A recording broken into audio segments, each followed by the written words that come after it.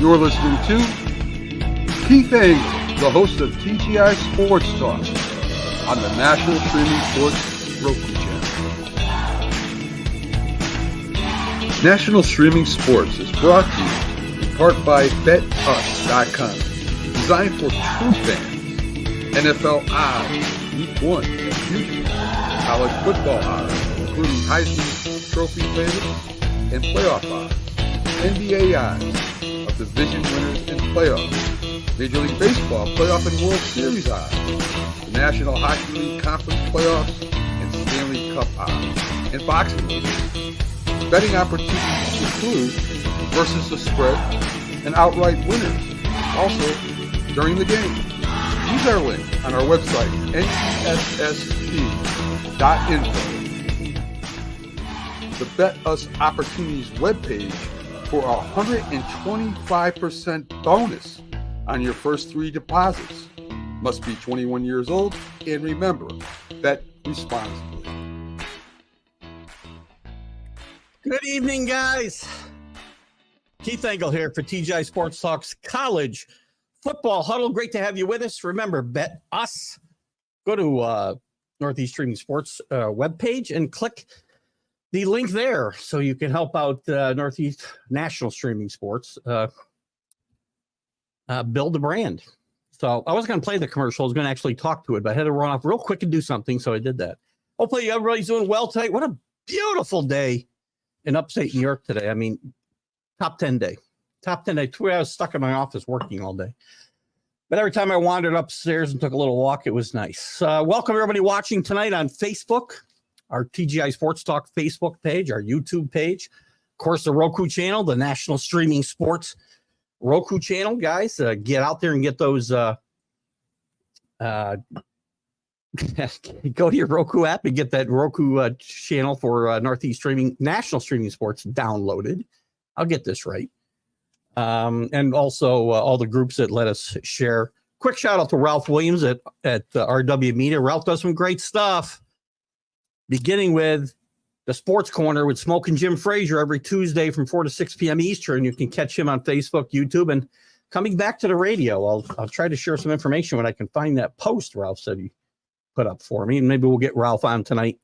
He might pop in and we'll get that information. The groups out there that I like to chat about, John Gonzalez at the Sports Authorities, one of our top backers. Flo and the gang over at Bottom Line Sports. They do some great podcasts as well.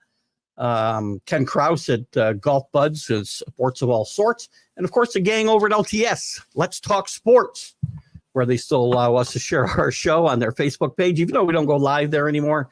It is what it is, and great talent over there. Tanner D, Nick Bodkin, Scott Colby comes on our show, Alan Perales. Oh, Scott will probably be with us to give us some picks later. Who knows? And a quick guest to my guest on 101 with Keith Engle last week, Reggie Williams, who was a tremendous linebacker with the Bengals for 14 years, and before that, an Ivy League star, one of the biggest Ivy League stars to come out and play professional football. And this week we'll have Mackie Sasser, former backup catcher with the Mets. Played with the Pirates and the Giants and the Mariners. And we'll talk to Mackie about lots of stuff there as well.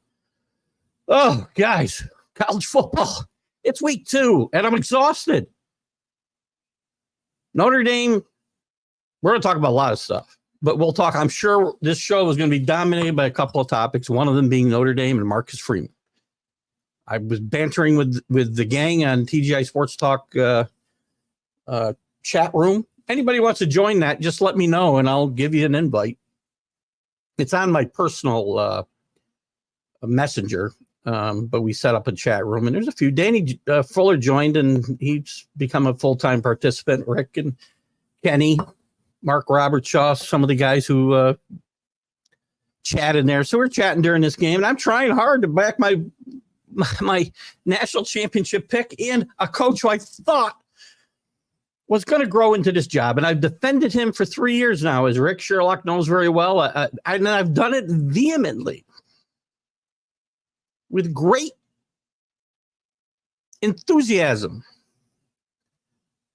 Time's up, Marcus.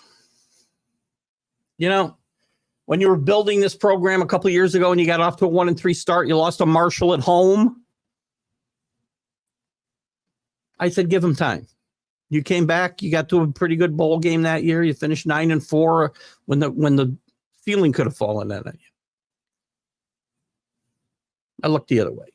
Last year, very disappointing season when Sam Hartman come in at quarterback. I looked the other way.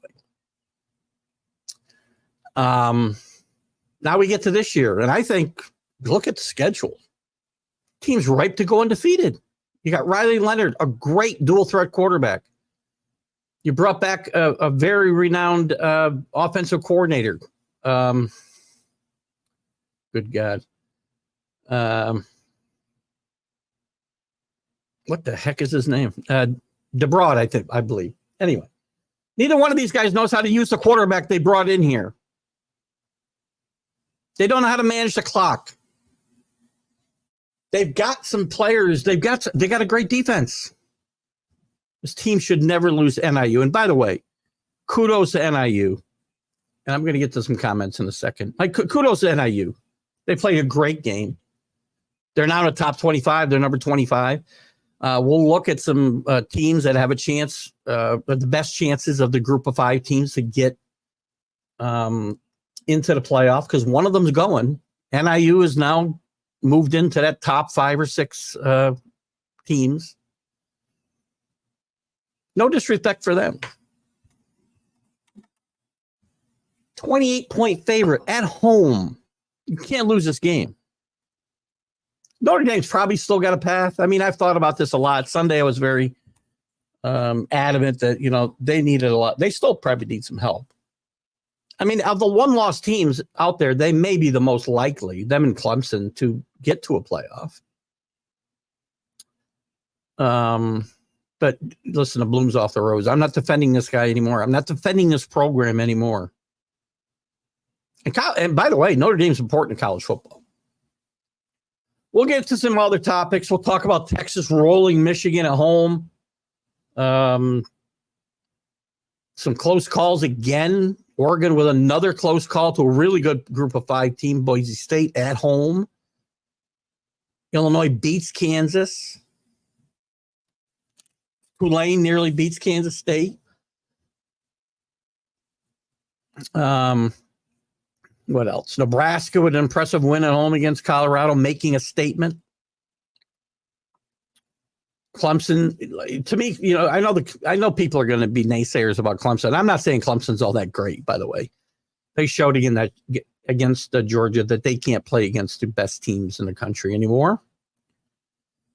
But I think this game last week against Appalachian State, who is not the little sisters of the poor, guys. This team was in the Sun Belt Championship game last year. This team has won big games against major conference teams in the past, and they got 52 put up at them in the first half. To me, it just shows how good, and that's not really to toot Clemson's horn as much it is for me to say that's how good Georgia is. Syracuse with a nice start. 2-0 now. McCord's played great for 2 games. Fran Brown looks like he's changed the culture there. They've got some fun wideouts and skill position players. Fun to watch.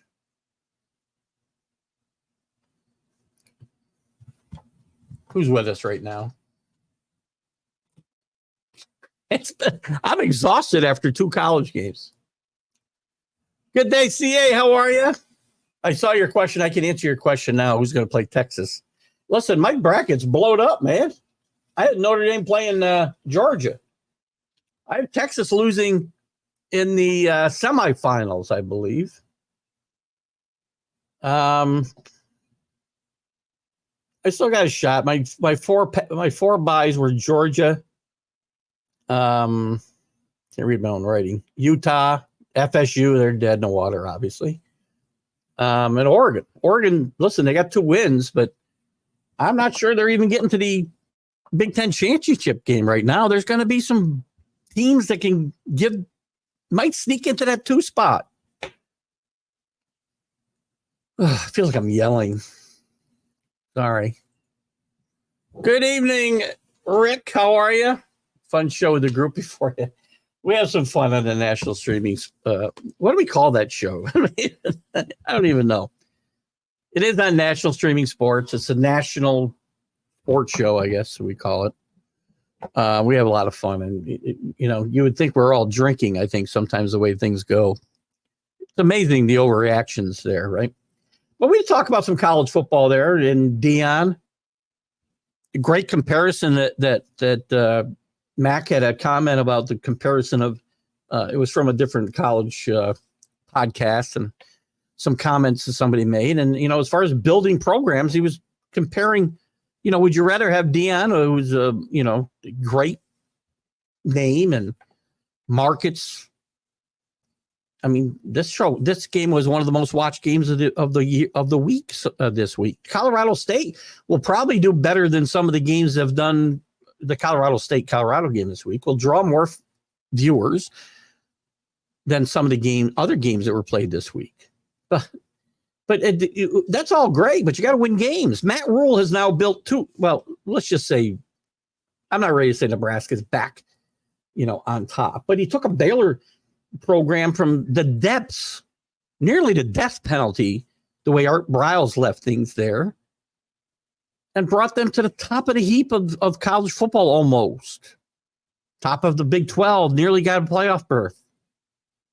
Then he went to the NFL. Now he's back in with Nebraska, and he's rebuilt a program that has been irrelevant. One of the great programs in college football history has been irrelevant basically since 2012, whenever they moved to the Big Ten. I think 2012 sounds about right.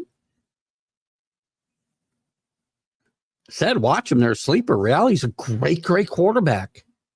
And he's doing it the right way. He builds things to last. Dion's flashy. They got two of the best players in the country, but that's it. Hurt's a nice player at wide receiver. His kid's a good quarterback, one of the best quarterbacks in the country. And Travis Hunter's maybe the best player in the country. But that's it.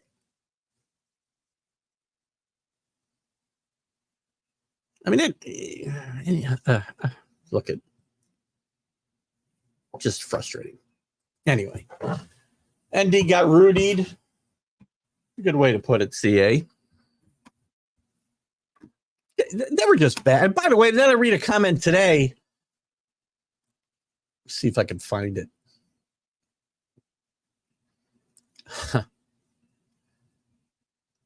Freeman, Irish lost because they believed the hype.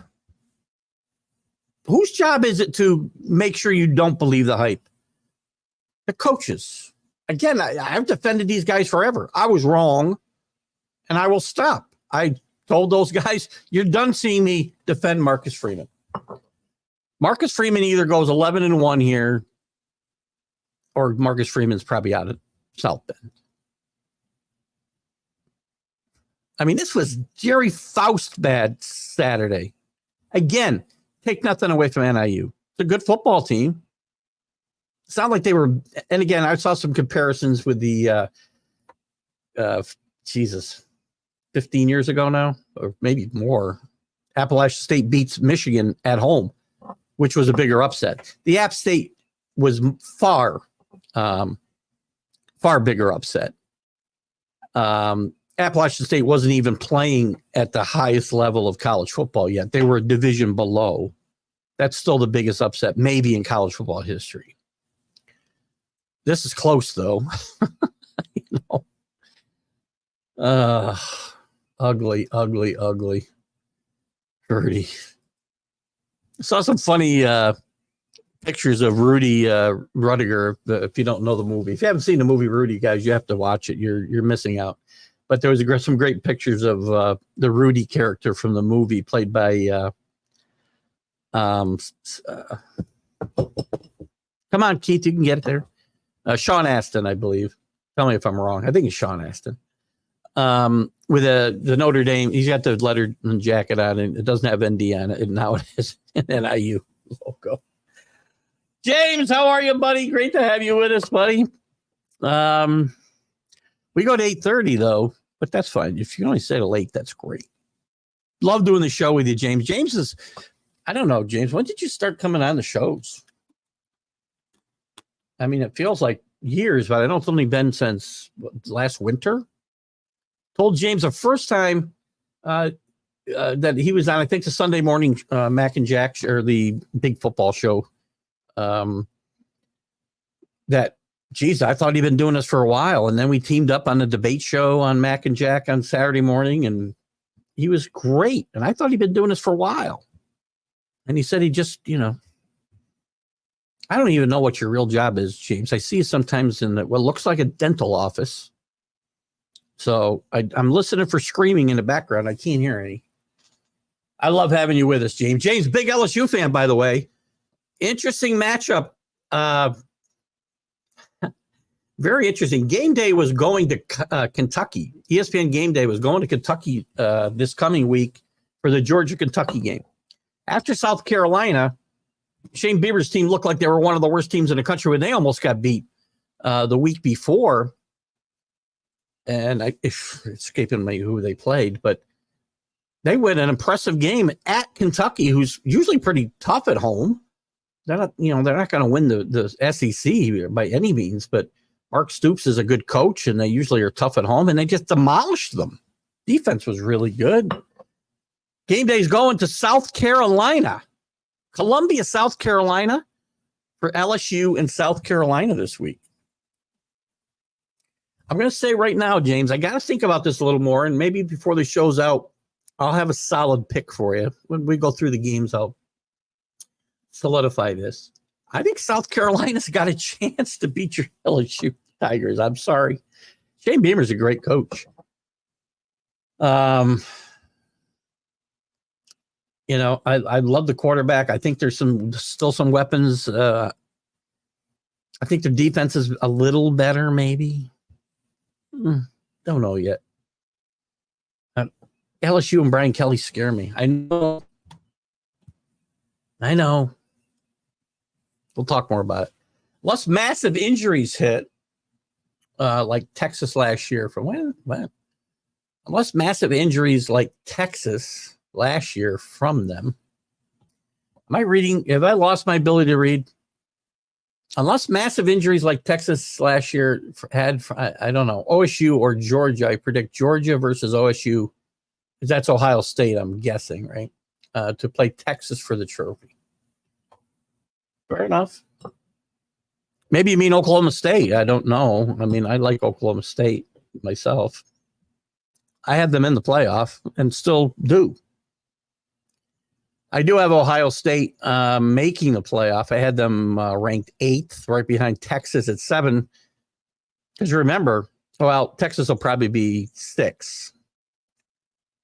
And as good as Georgia is, though, Georgia's got to play like 5 top 10 teams or something like that. They've got who's Georgia got? Oh my God. I mean, this is we talked about Florida's schedule, and Chris Fgrave, who may or may not be here, he's having some internet problems. He wants to talk about Florida's next game against Texas A&M. We'll talk about it, but I think Florida's dead in the water. They had an impressive win last week, but I don't think that's going to happen. Let's look at Georgia's schedule right now. I don't think anybody's ever had this type of run. They've got Kentucky this week, and in the coming weeks, they got number 4 Alabama, then a couple of bye weeks against Auburn and Mississippi State. Just kidding, Tiger fans and whatever Mississippi State is. They got number 2 Texas, number 5 Ole Miss, number 7 Tennessee. This is because of what the SEC's become. These are all, by the way, conference games. But this team might be this is the best team in the country right today. See, we've had 2 weeks now to digest some of this. So anyway, I'm not sure about the first part of that comment. I'm guessing, I don't know what massive injuries Texas had last year. I'm not sure where I can't figure out the first part of that, but I get the rest. James, you're a mentor. Oh, that's very nice of you. A mentor in this podcasting game. I have a lot of fun. I know you think Deion's a good coach. Deion was a good coach. And again, the lack of talent. Listen, in the college game, you know where that falls. That falls. There's no general manager to blame. And I said, I get it. He's only had 2 years, but the man's not doing any recruiting. That offensive line is as bad as it was last year. It hasn't improved even a little bit. Not even a little bit. The defense is a little bit better, I would say.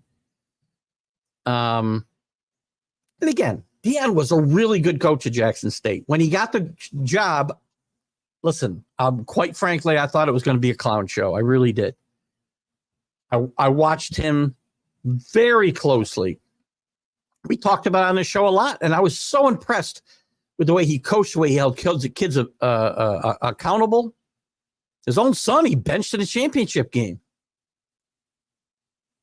But there's something different since he's gone to the power forward. I mean, there's just too much bling. And how do I say this? At Jackson State, and go back and watch Coach Prime, by the way. If you have Amazon Prime, watch the reality series, Coach Prime. It's very interesting. A lot of it takes place, most of it, I think, takes place while he's at Jackson State. I don't think it's still going on. Maybe it is. I haven't watched it in a while. But it's really interesting. Get this behind the scenes, look at what he did and how he held kids accountable, missing meetings, missing practice, making mistakes. His own kid he held out of the championship game. But something happened, and there was a difference. That's where I was going with this. There was a difference then between Prime and Coach Sanders. Now I feel Prime doesn't go away. He's picking fights with the local media. He won't recruit. I mean, as far as I know, the next living room he sits in of a recruit will be the first time since he's been to Colorado. And yeah, you're right. He does lack some talent, but he's got two of the best players in the country in his kid, Shador, and again, Travis Hunter, to my mind, you've heard me say this a lot, James. He's the best player in the country. But there's nothing around him. I like Horn. You got to recruit. There's nobody to blame for this offensive line not being better.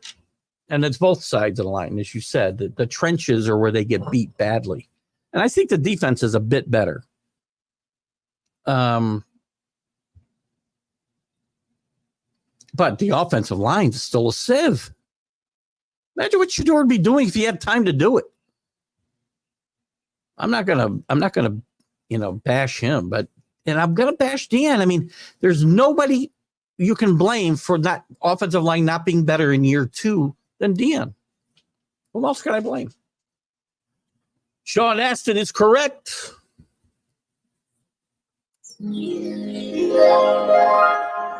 I don't know what that was. Oh, I'm not done. How long we got to go with this? I'm very proud of myself, apparently, for that answer. How about we stop that? Wait. I never play with my soundboard, and I should. It sounds awful. Sean Austin is correct. It was a great movie. He works as a retina technician. Oh, cool. I am saying that right, retina.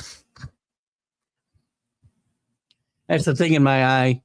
If I detach it, I won't see. Because I see it with the top on sometimes. I thought it looked like a dental office sometimes. So good. That's good stuff, James. Doing good work. James is a calm influence on the prior show. That's right.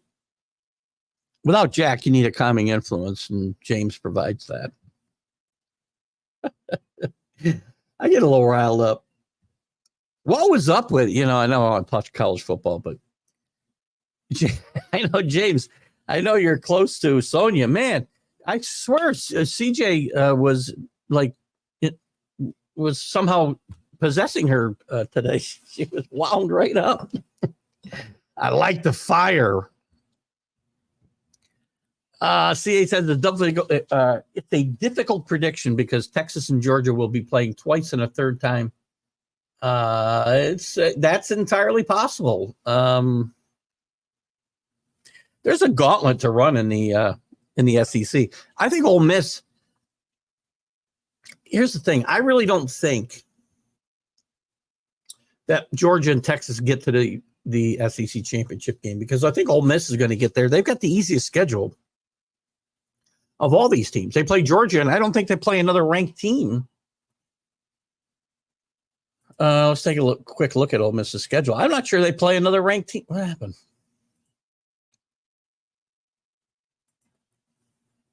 Oh, that's not what I want. Aren't I supposed to just get there? No, something's working different now on. All right, we'll do this a different way. You want to mess with me? I'll mess with you. Ole Miss. They play LSU. They play Oklahoma, and they play Georgia. Only one top 10 team, I guess, was where I was going with that.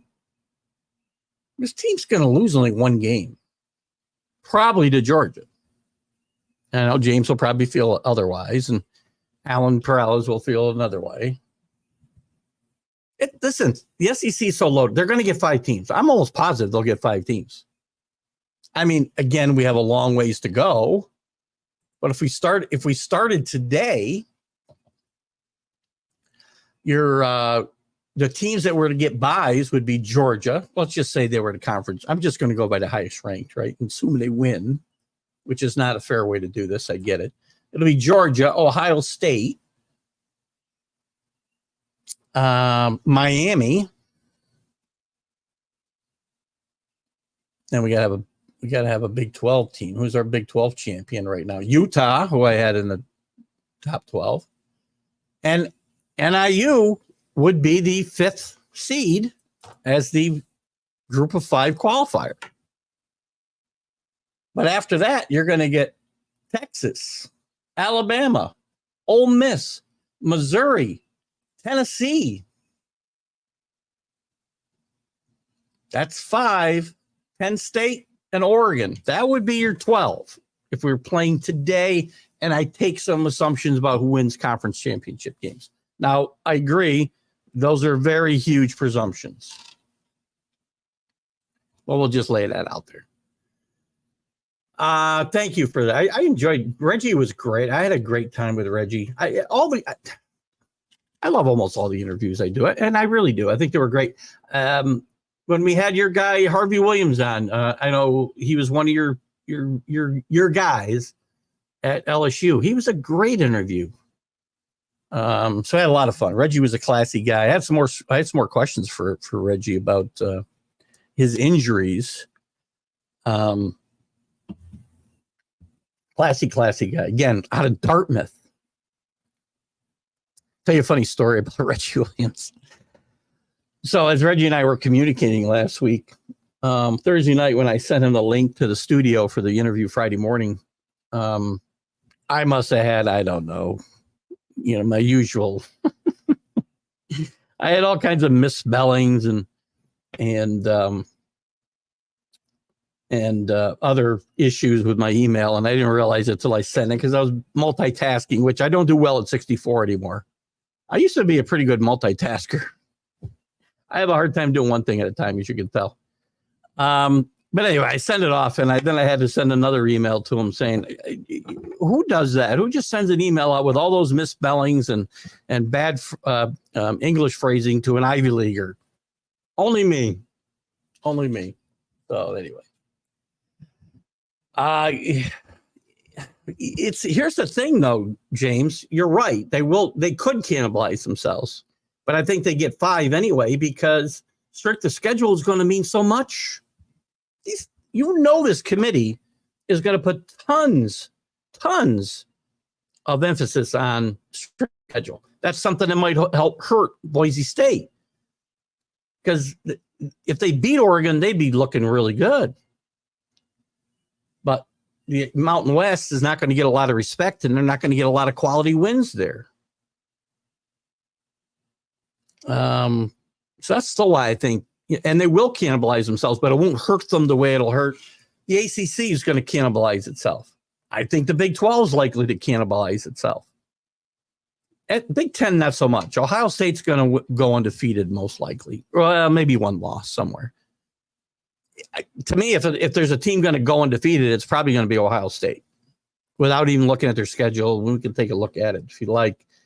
And I'm not saying they're the best team in the country. Georgia is obviously the best team in the country, and Georgia could go 10-2, not make the SEC championship game, and be the favorite to win the national championship. That's how good they are, and the kind of respect they're going to get. Now the problem with that is they'd have to play extra games, right? You can't get a bye.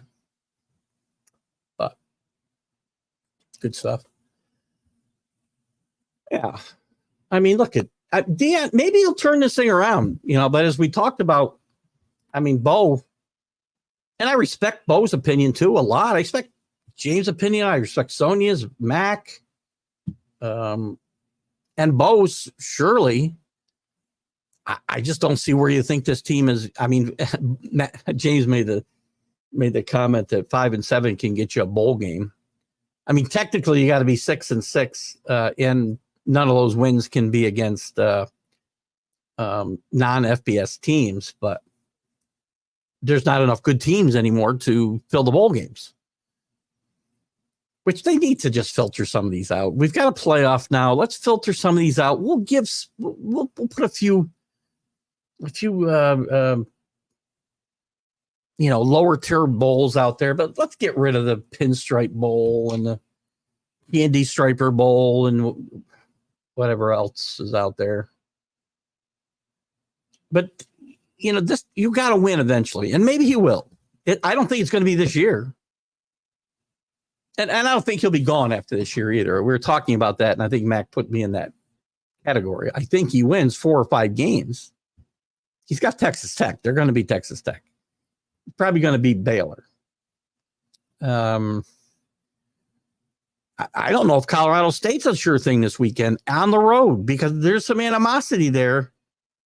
And Colorado State, again, the Mountain West doesn't get a lot of props, but at any given Saturday, one of those teams can rise up and bite you right in the ass. So I think Sonia's mood has everything to do with that 47-10 shrubbing.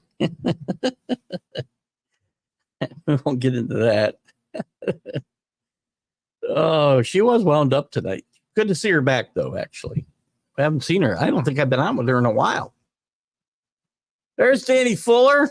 Hello, Danny. Yes, you missed the beginning of the show. I've been bashing Marcus Freeman. I've been bashing the Irish. I've been bashing offensive coordinator, the Broad, whatever the frick his name is. They don't. And again, I'm going to defend Riley Leonard here.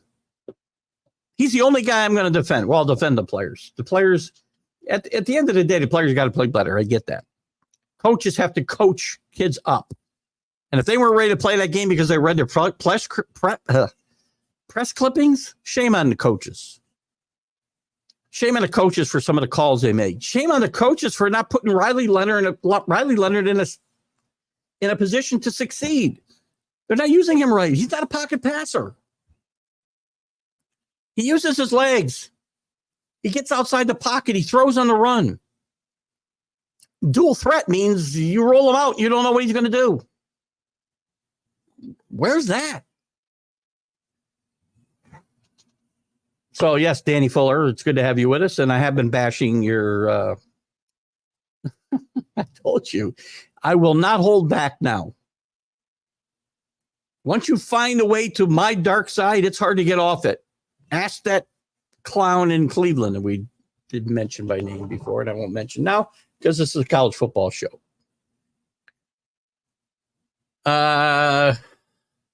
He did.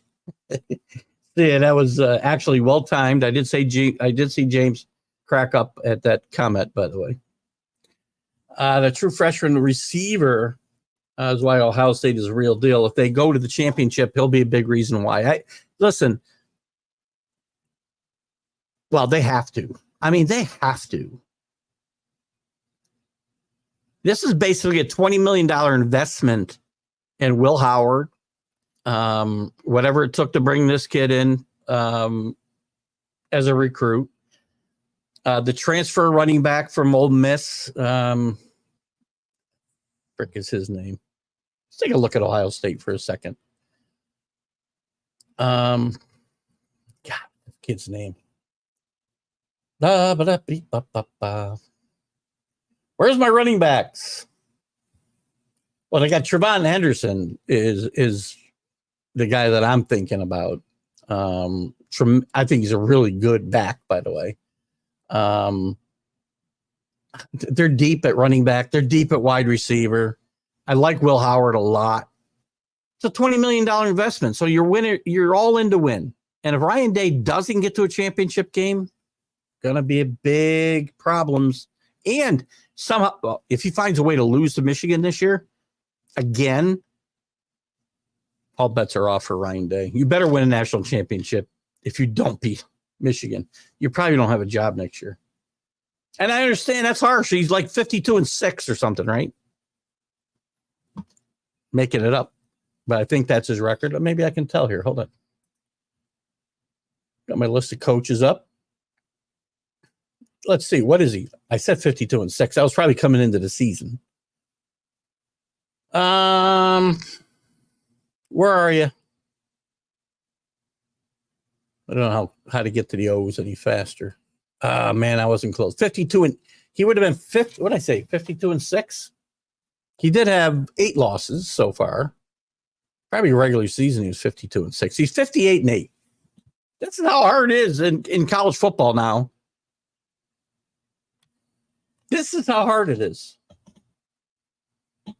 Mike Denbrook, by the way, is the guy I'm trying to think of as coordinator for Notre Dame. Hold on. My mouse don't want to work. DA. Listen, I will tell you this. I'm not proud of this. I bet North Carolina State getting 9 against Tennessee. I'll tell you what.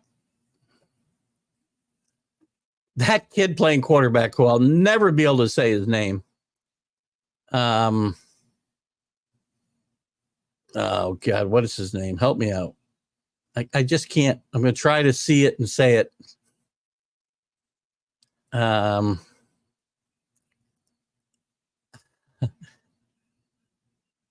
am Aliva. I don't think that's it. It was funny watching game day because Desmond Howard did not want to say the name. The kid's a real deal. Nico. I'll just call him Nico. That team is fast. There's where you see the difference, right? And again, I defend the ACC. I defend the Big 12. And I say there's good football being played outside of the Southeast Conference. I defend the Power 5 conferences. Here's the big difference. Did you see the athleticism and the speed on this team? Really good. I mean, North Carolina State, this is not a top 10 team. They still might do some damage in the ACC this year. They could still be in a playoff. Hell, ACC is going to be wide open. But there you really saw the difference. You saw the difference 2 weeks ago with Georgia and Clemson. To me, it was even more evident Saturday night watching Tennessee just fly up and down the field on offense and defense. So I'm not forgetting the Vols. The Vols are up to number 7. I wasn't giving them respect. Again, I'll admit that. One thing I hope you guys have come to learn about me is I'm very strong in my opinions, but I'm also will tell you when I'm wrong. I was dead wrong so far anyway about Notre Dame. I was wrong about Marcus Freeman. I do not think he's going to survive. And I was wrong about Tennessee so far this year. Told you, Billy Packer. I go by the Billy Packer axiom. I'm sometimes wrong, but never in doubt. So I believe passionately the things I believe. Alabama, CA, listen, they struggled a little bit with South Florida again this year before they pulled away at the end. But I like this Alabama team. Jalen Milroe is built for Kalen DeBoer's offense. He's gotten better and better. If you remember, he got benched last year after the South Florida game. Nick Saban benched him. He came back and he was one of the best players in the country the last half of the season. So I do think Alabama will have some bumps along the way, but I do think they'll make the playoff. I don't think they'll win. I don't think they'll get to the Final Four. But I do think they'll have some. Ohio State goes undefeated and they won't lose to Oregon or Penn State at home.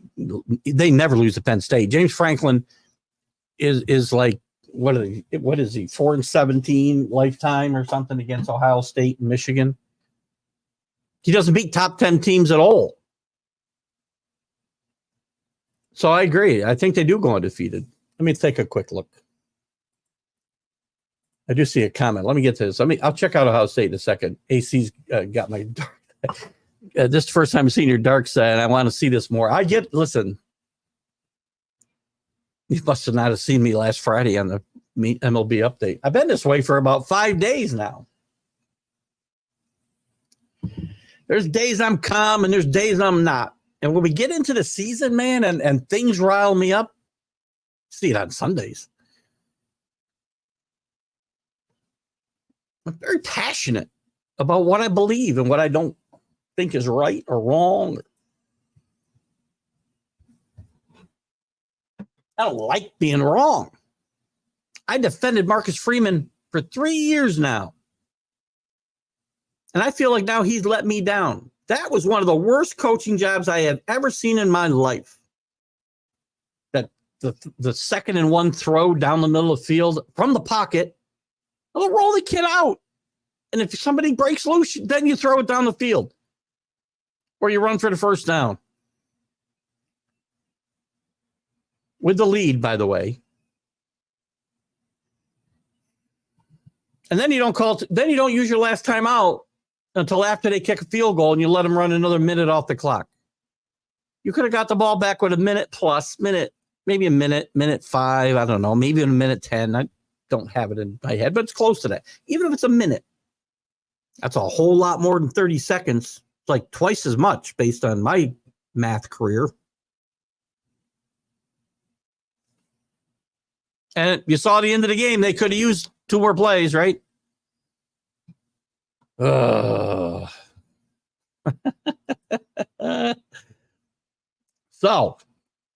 anyway, CA likes my dark side. Chris F. Grave also wants me to mention, I'll get to it at some point. We're going to have to talk about Rick, what's this guy's name? Played for UCLA and then Sacramento State. McLeod Bethel Thompson. I remember when he played with UCLA. We're going to talk a lot about him at all, but I promised Chris we'd bring him up because Chris is my Toronto correspondent, and I've always tasked him with finding me some, off the beat stuff. Kind of our man on the road, like who's my guy who does On the Road on CBS News?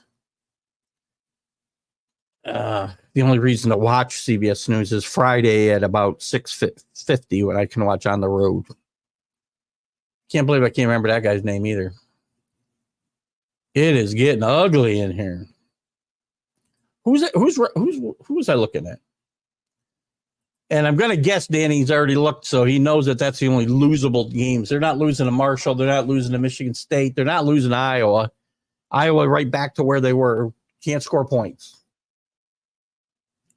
And they had Iowa State beat.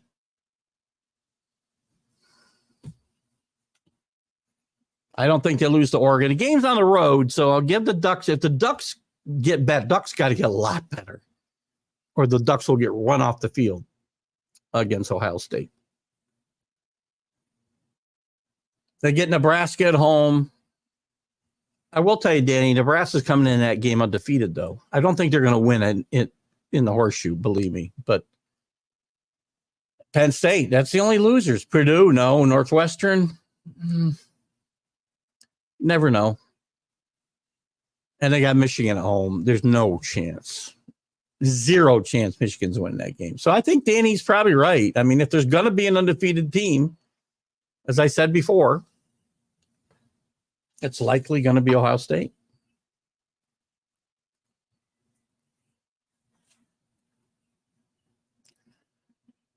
Let's look at the rankings real quick.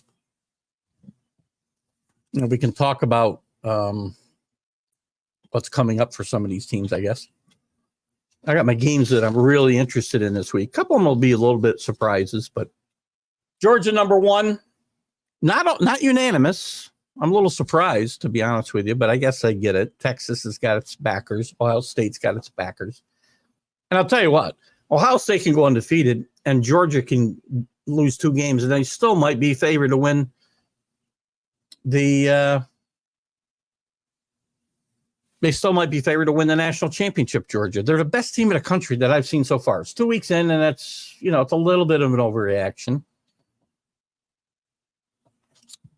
Penn State's on the road, too. It's going to be a whiteout, big deal. James Franklin doesn't beat anybody of any consequence ever.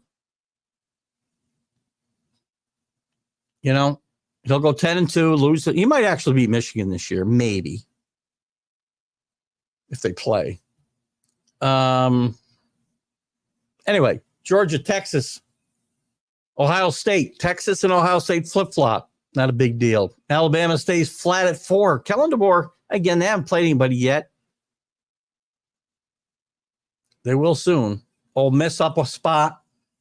Another big win for them. Missouri, I said before, Missouri, watch out for Missouri. They're a really good team. They've got Bailey, what's their quarterback's name? Oh gosh, wish I could think of this guy's name. I don't think I'm going to think of it very quickly. It'll come to me. Anyway, veteran quarterback, really good coach. Get off my computer. Not you. Where the heck? There we go. Listen, Lane Kiffin's loaded.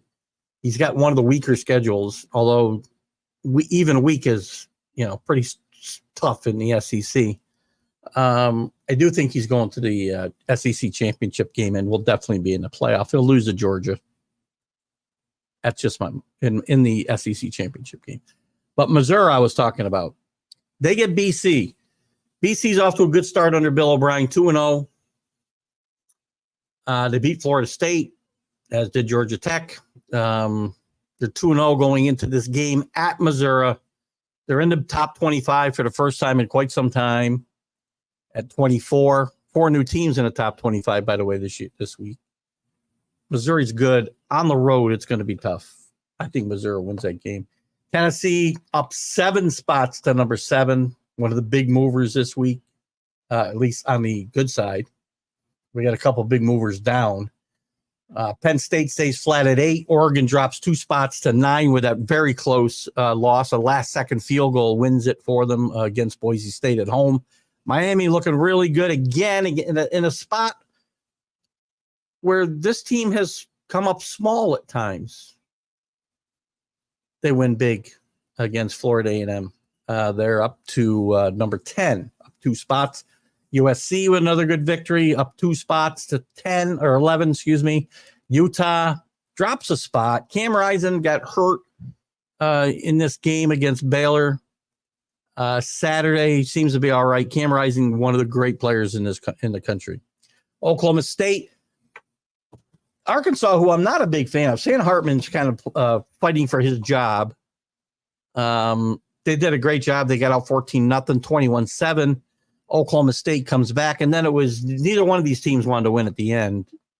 Big Mike Gundy fan. They up 3 spots, but that was a lot closer than it should have been. 8-point win in overtime. Kansas State just survives Tulane, but they move up 3 spots. That's because of the team is falling, by the way. Oklahoma stays flat, just barely getting by a bet. Not a good Houston team, by the way. And I believe this game was at home. Somebody can correct me if I'm wrong. They win by 2 against not a good Houston team. A Houston team that got blown out by UNLV, who's going to be one of the surprises. They got an interesting game this week, too, against Kansas, who lost to Illinois this week. LSU up 2 spots, rebounding with a win this past week. They're up to 16.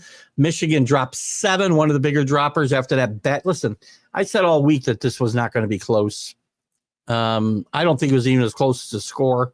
Michigan's offense is just putrid. And this team will not finish in the top 25. Notre Dame drops 13 spots from 5 to 18. You can't drop much further without not dropping out. Marcus Freeman needs to go on a big roll, and now style points are going to matter for Notre Dame a lot. Any comments you guys have about the top 25 or some of the games this week, bring them up. It's 7:50. We still got about 40 minutes left. 39 minutes, whatever. I can't do math, as you know. LSU. Boop. Louisville, 2-0, up 3 spots. Arizona stays flat at 2-0. I think they got a decent game this week. Iowa State with the big rivalry win against Iowa. They were not ranked. They move into the 21st spot. Clemson moves up 3 with a big win against Appalachian State, hanging 50-plus on in the first half. Again, this wasn't the Little Sisters of the Poor. This was an impressive win for Clemson, but Clemson's still good and can probably still be really good in the ACC, but they can't beat elite teams right now. Nebraska ranked for the first time in God knows how long, 2-0. Boston College ranked for the first time in a while. Northern Illinois, 2-0, number 25.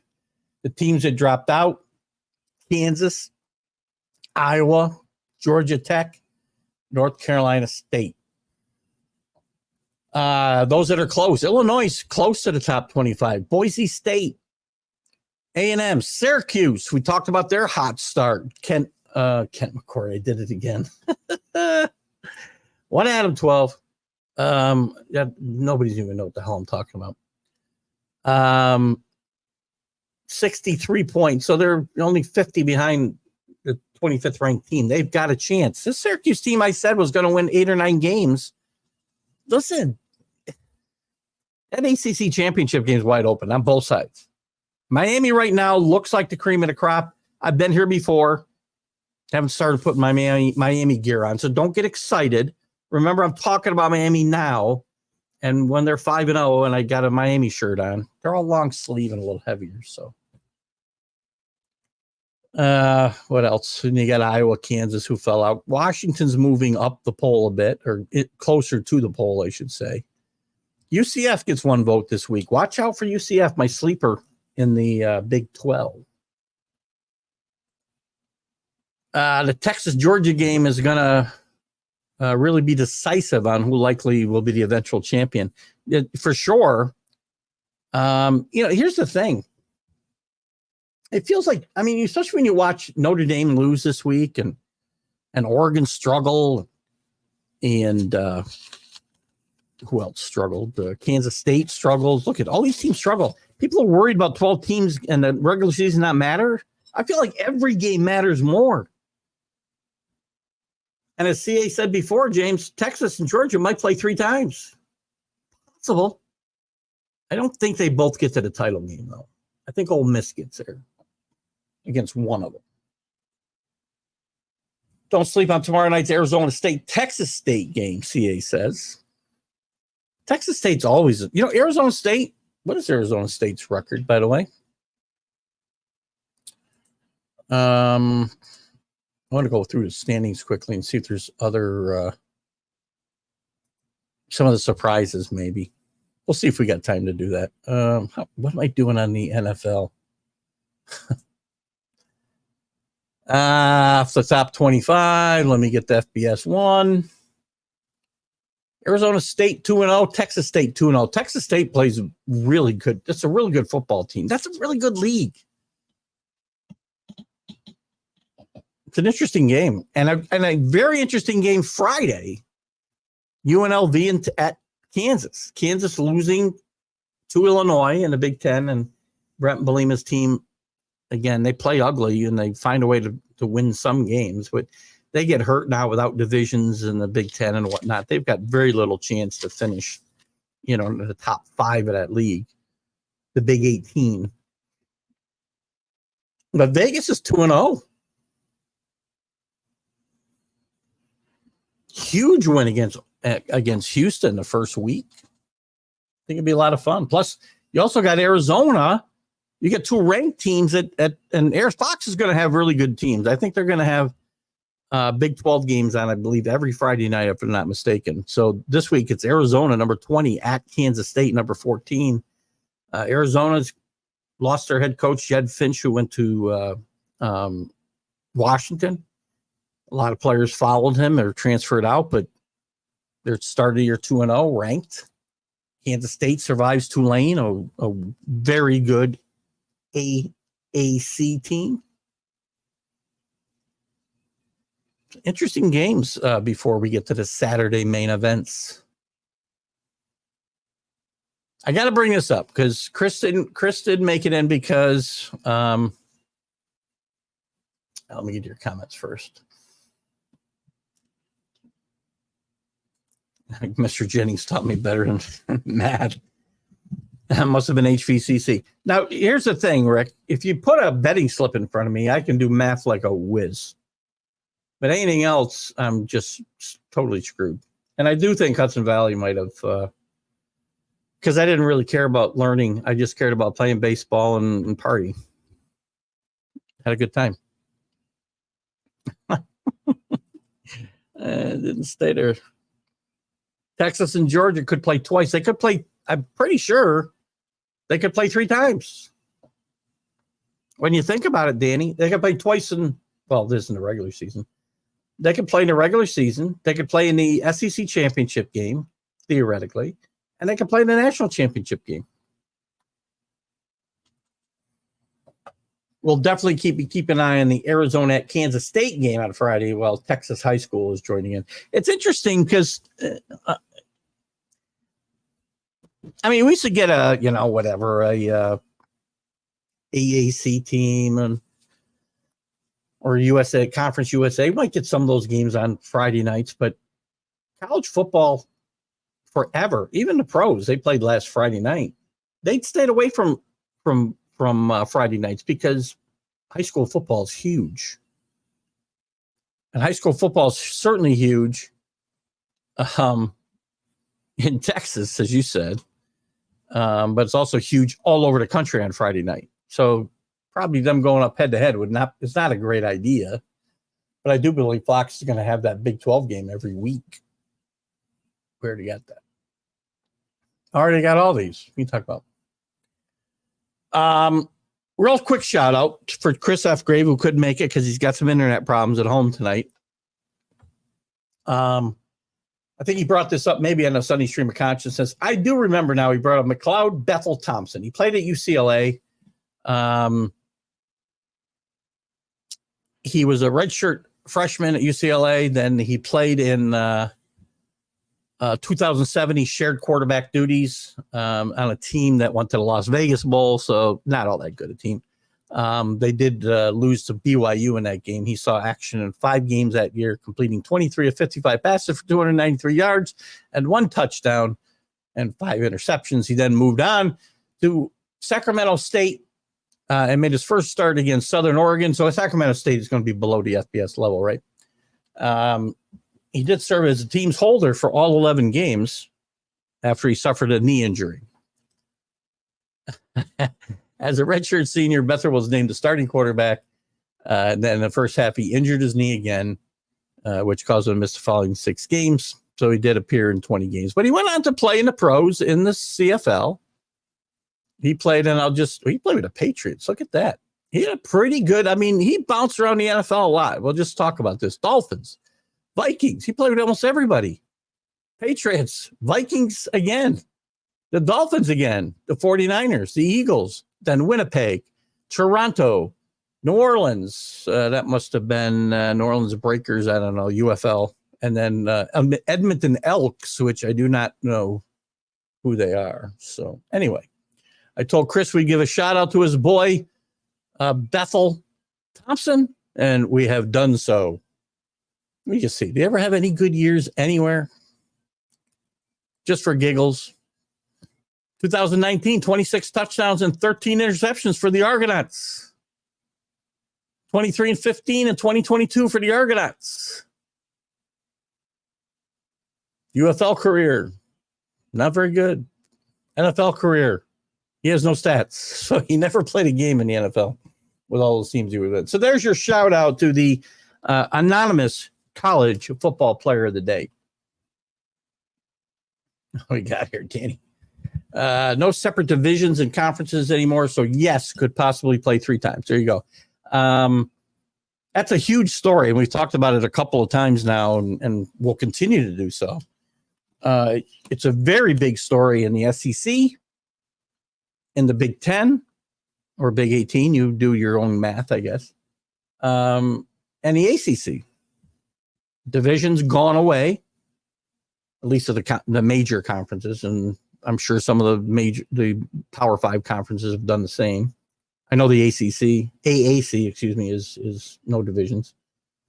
But you're not going to get, an 8-4, well, conference wise, whatever, 5-3 Iowa team in the Big 10 championship game, right? You're not going to get a Arkansas at 5-3 in the SEC championship game. You're going to have the top 2, theoretically, the top 2 teams in the conference will play every year for the championship. I kind of like division play myself. I get why they've gone to this.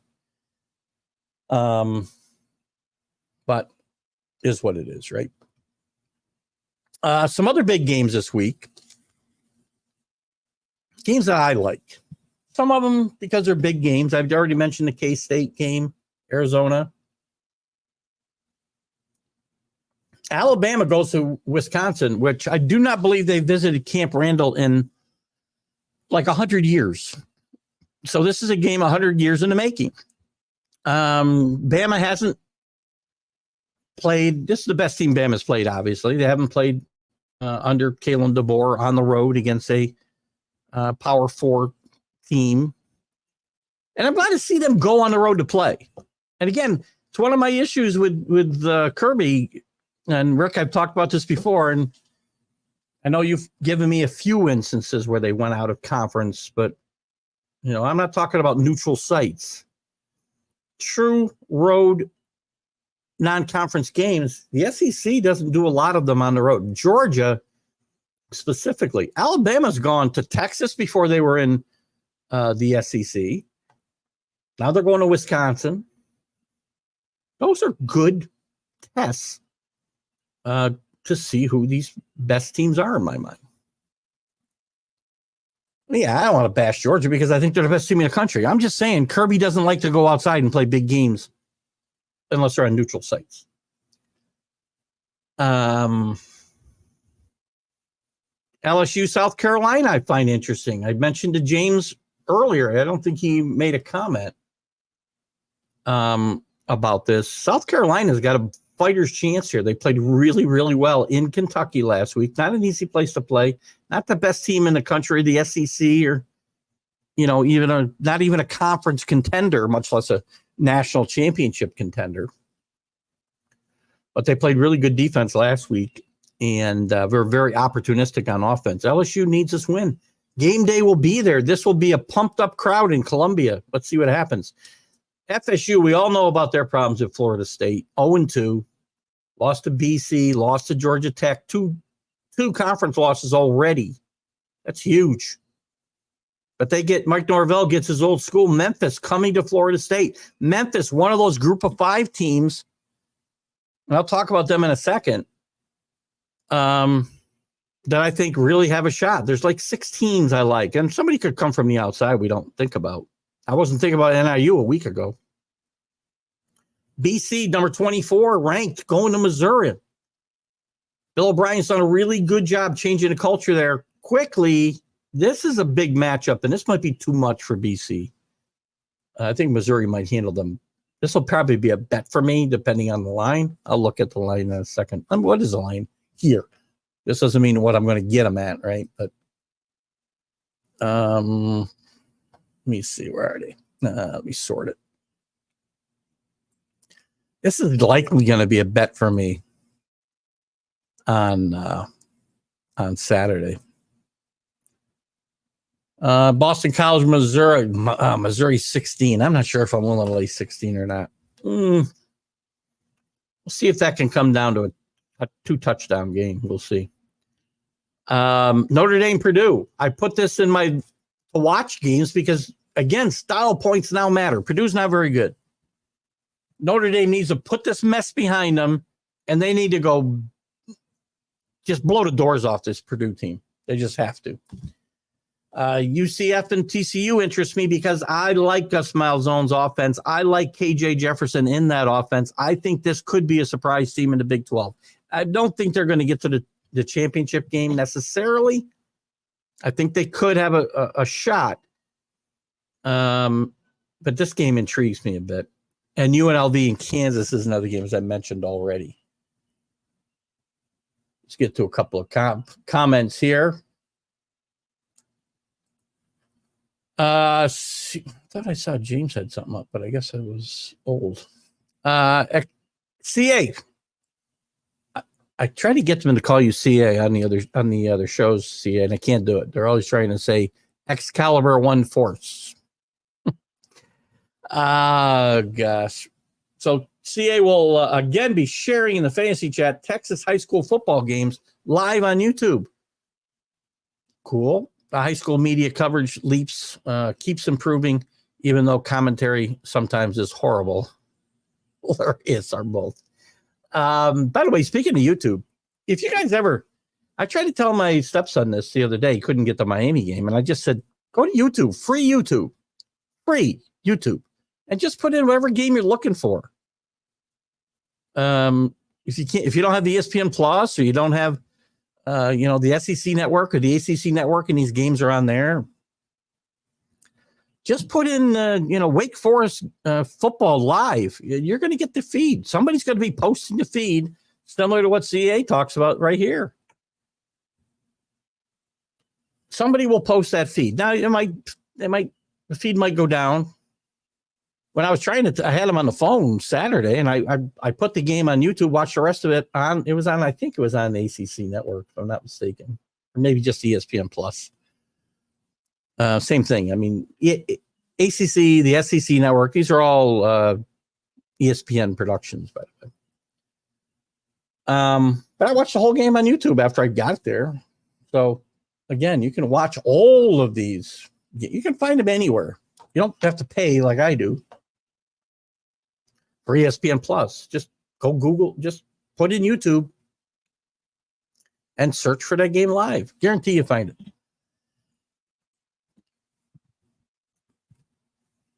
James Martin agrees with me regarding South Carolina. LSU fan. I'm more concerned regarding LSU lack of depth at wide receiver D-back. The defense overall is better than last season. I agree with that 100%. I would not say great, definitely. LSU can easily be a 3-4 loss team this season because of other more talented teams in the conference. They did lose a lot of talent. I mean, I like Nussberger. How do you say his name? Nussberger? Brett Nussberger. Oh, God. I wanted to look at a couple of things here quickly.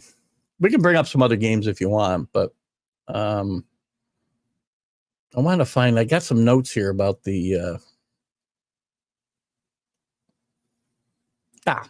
group of 5 teams. So remember, the 5th seed in this tournament, Nussmeier, thank you. Nussmeier. Got a couple of good wideouts, I think. As you said, not very deep. As far as the group of 5 teams go,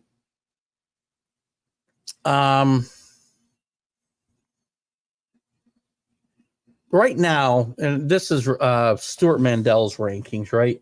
And I agree with the teams. I probably don't agree with the order. He's got Memphis first, which out of the AAC, this team could go undefeated. One of these teams, it probably won't be Boise now because well, it could be anybody. I mean, Boise State, NIU, strength of schedule is going to hurt NIU because the max strength of schedule is going to kill them once they start playing in there. The better Notre Dame does, the better that win will look, obviously. But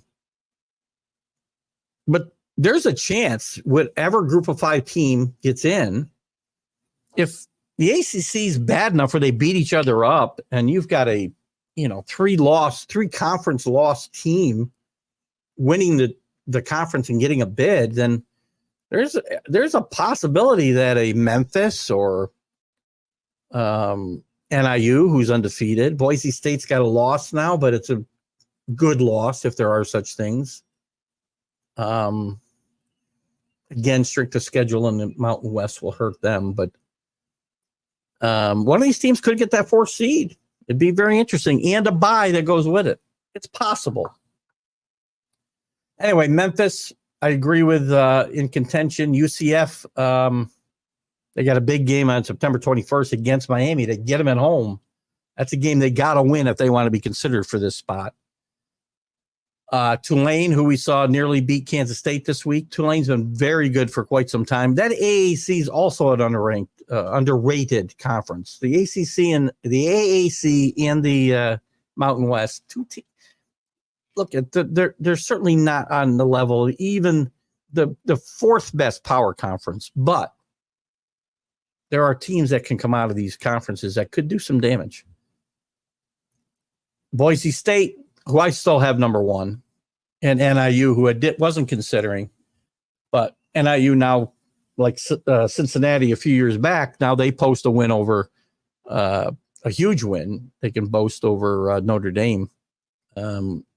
But they probably, again, they need to go undefeated to have any kind of shot, even to get that Power 5 slot, I would say. CA says, I've seen what you're mentioning, but these high school sites are legit covered. I'm not saying, I was just throwing that out there about, and by the way, they get censored by YouTube. I could care less. If I can go find a game I can't find somewhere else, I'll go find it every day. And a lot of these sites that whatever, YouTube blocks them and 5 minutes later they're back. So, and the one I watched the entire Miami game. I didn't have to. I could have gone back to the legit coverage, but, and again, I was kind of just using that to bring up the YouTube situation because a lot of the people we were talking about in the chat, a lot of Notre Dame games will be on Peacock and you got to pay. Well, there's an option for you. Go to YouTube and put in Notre Dame Live and you'll find the game. If you don't, I'd be shocked. You might get a buffer here and there. It's going to be a little behind the live coverage. What do you care if you're not following the score somewhere else?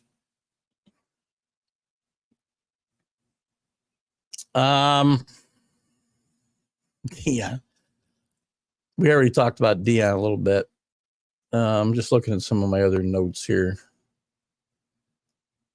Nebraska's trending in the right direction. We talked about this. Do we think Nebraska's close to being back? I think they're close. Again, this year, I don't think they're going to be. I don't think they're going to win the Big Ten. I don't think they're going to get to the Big Ten championship game, but they're going to be much, much better. I think they're going to finish. They could surprise and finish second because Oregon and Penn State could disappoint everybody. But USC could be better than we thought. They've got 2 fairly impressive wins so far. But to me, who's going to finish second here? To me, there's only a handful of options. It's not Illinois. It's not Indiana. It's not Michigan State. It's not Rutgers. It's not Washington. It's not Wisconsin. Although we're going to learn a lot about Wisconsin. They are 2-0. We're going to learn a lot about them getting Alabama at home this week. It's not Purdue. It's not UCLA. 1-0 under new coach Deshaun Foster. It's not going to be Iowa because Iowa can't score points. It's not going to be Michigan. It's not going to be Minnesota. Northwestern, they're never going to be that good. And I think Maryland will be a disappointment. So that leaves, we know Ohio State's going to be one. We're certain of that. That leaves Oregon, Penn State, USC, and Nebraska. So it's not out of the realm of possibility. Nebraska finishes second in this conference and gets blown out by Ohio State twice this year. Just saying. Dave Campbell's Texas high school footage page covers the whole state and gets live look-ins from other sites like the NFL. Oh, that's kind of cool. So you put this link up in our fantasy football chat, right? That reminds me, I got to bring up our college stats, right? And I'll give you my picks. 8:50, forgot. I'll give you all my picks from the, for those of you that are in our college pick'em. What happened? Oh, it froze there for a second. I don't know why. Oh, you know why? Because I almost closed this out, put up another. Wow, that was close. I almost went bye-byes. All right. 8:16. We got time for this. TGI Sports Talk. Here, that's last year's stuff. Where's this year? I didn't get this one group who used to always invite me. They didn't invite me this year at all. So depressed. Here are our leaders. I don't know. Again, if you know who these people are or you are them, tell me who you are. ESPN fan, bunch of numbers. Picks one is in first at 16-4. Very impressive. 8 wins last week to go along with 8 wins in week 1. Sports Nut 15-5. Not sure who that is. Somebody speak up. 7 wins this week and 8 the first week. Keith E, that's me. 14-6. Only 6 winners this week. Not good. Paul is 13-7. Scott Kobe 13-7. Beamer Ball, that's going to be Neil Bush. We know him. Paul Spada. Beamer Ball is Neil Bush. He's 12-8. The Dogs, I'm assuming, is Rick at 11-9. Poppy's pick, so I'm going to assume is Kenny. I got another ESPN fan at 4-6. Mad New Yorker is 3-7. They missed obviously they missed a week, both of them. And then we got another ESPN fan and 2 ESPN fans who did not fill out cards at all. So they're not competing. It looks to be 10 of us competing for this title. Here are my picks for this week without the spread, guys.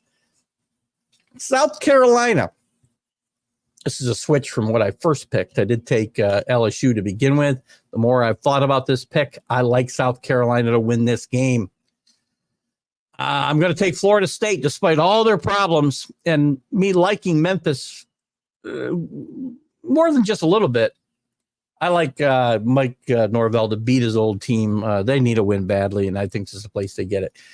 Chris F. Grave had also asked me to talk about Florida's next game because Billy Napier they got a big win last week, but Billy Napier is hanging by a thread. This season is going to get tougher and tougher as it goes on. He's going to lose this week at home to Texas. I think this Texas A&M team is ready to rebound from a tough home loss to Notre Dame 2 weeks ago and take it out a little bit on Billy Napier's Florida team. I like Texas A&M here a lot. I'm going to take the Huskies, and we got two rivalry games. I'm not sure if they're both on this card or not, but we have Washington and Washington State. I'll take Washington at home. West Virginia and Pittsburgh, a big rivalry. I'll take West Virginia here on the road. West Virginia is better than you think, and not a good start against Penn State, but they bounced back nicely last week. East Carolina Pirates against App State. This is kind of a pick 'em for me, but I'll take the home team, East Carolina. App State, maybe they want to get some payback from last week's thumping by Clemson, but we'll see. UCLA over Indiana. I like the home team. Starting to see some of these odd Big Ten teams or games. I like UCF. I told you how much I like Gus Malzahn and this transfer acquisition of KJ Jefferson at quarterback fits his offense so well.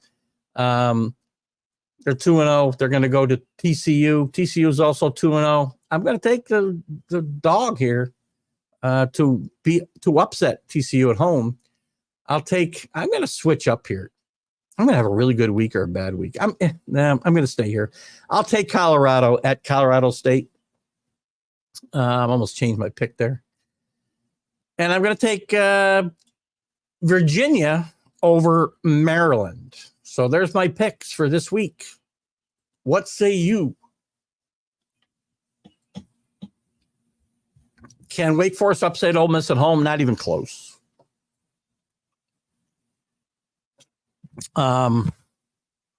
Wake Forest has had, a couple of down years now. We're going to get, I hope, we'll get Larry Sorensen on next week, and we'll talk about the results of this game and Wake Forest's start and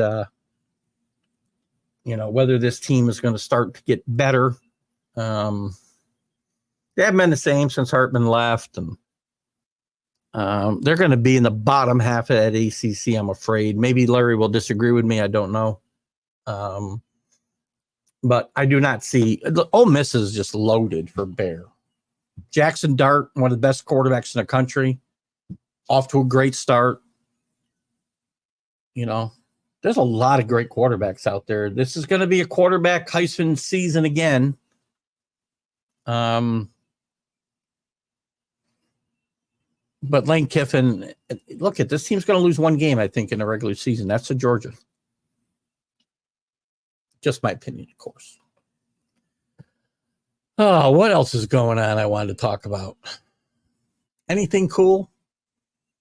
How about this story with Auburn? And we don't have a lot of time, so I'll just touch on this. We got 5 minutes or so before we got to wrap it up. Auburn quarterback Peyton Thorne's Venmo has been blowing up, and it hasn't been his teammates paying their fantasy football dues. Instead, Thorne says during an appearance on Next Round that he often gets requests for people to send him money to bet on the games, I believe. Hold on, let me make sure I got this right. He often gets requests for money from bettors who, right. He wants money from the bettors who bet on Auburn and they lost. I mean, this is where we are, by the way, in sports in general. And this has been a little bit of a problem, not just social media. Well, social media, kids getting beat up on social media, not literally, obviously, figuratively, beat up on social media because they're wagering on games and blaming kids. And I think it's in the pros too. I know people that have been I don't know them. I've heard about people getting accosted because, they played badly and they cost their fantasy football team, or they had bet on their game on FanDuel. And this stuff's got to stop. I mean, good God, college football, everything's out of control, right? What else? Before we wrap it up here, what do you got here? CA, BC at Mizzou looks to be the best Saturday matchup. The best matchup, I like LSU and SC as a better matchup than that, but that's one of the better ones. BC and Missouri, they're the 2 ranked teams for sure. I'd like the Alabama-Wisconsin game as well. As far as matchups go, CA, let me see if I missed anything. I'm just going to go, since we only got about a few minutes, I'm going to go quickly through the entire card and see what stands out to me. I'm just going to skim through here quickly. Again, I said Alabama, Wisconsin. I give Wisconsin a decent chance here, and I may take the points here. 16 at home in Camp Randall to not a bad Wisconsin team, maybe not a good one, but not a bad one. There's another team that, they could sneak into that Big Ten second slot. It's possible. We talked about LSU. I probably jotted down the ones I really think are interesting. North Texas, Texas Tech. Listen, Texas Tech is bad, man. Their offense is like historically bad. BC, Missouri. We talked about Oregon State. Listen, I love the historical rivalries. We got 2 of them in the Great Northwest, in Washington State, and Oregon will play Oregon State on Saturday. Oregon needs listen. Oregon's a 16-point favorite. I'm not sure how they're 16-point favorite over anybody on the road right now. Trap game for Miami again. I said it last week. The Florida A&Ms, the Missouri Valley States. This is where this team often stumbles when people are really high on them. They're ranked 10th in the country. They won't lose. They won't stumble here. Cam Ward is so good. He's a big difference in his team. And Dave Martinez, too. 156 yards rushing last week. Great job for him. Tulane at Oklahoma. Don't sleep on this game. Oklahoma nearly got beat by not a good Houston team. Tulane is better than them. I've said, I think Oklahoma struggles this year. They haven't got to their SEC schedule, obviously, yet. Upset alert. I don't think it'll happen, but watch this game. Notre Dame's got to rebound. It's probably a good bet. Notre Dame minus 10. They need to beat this team by about 3 touchdowns minimum. Texas A&M, Florida, we talked about. Get ready to wrap it up here. See another comment come up. West Virginia, Pittsburgh, I think we talked about. Utah State, another rivalry game. Utah should handle them easily. UConn and Duke. Take Duke all day. UConn is terrible. Old Dominion, Virginia Tech. Old Dominion, big. I'm sorry, I'm thinking of Jacksonville or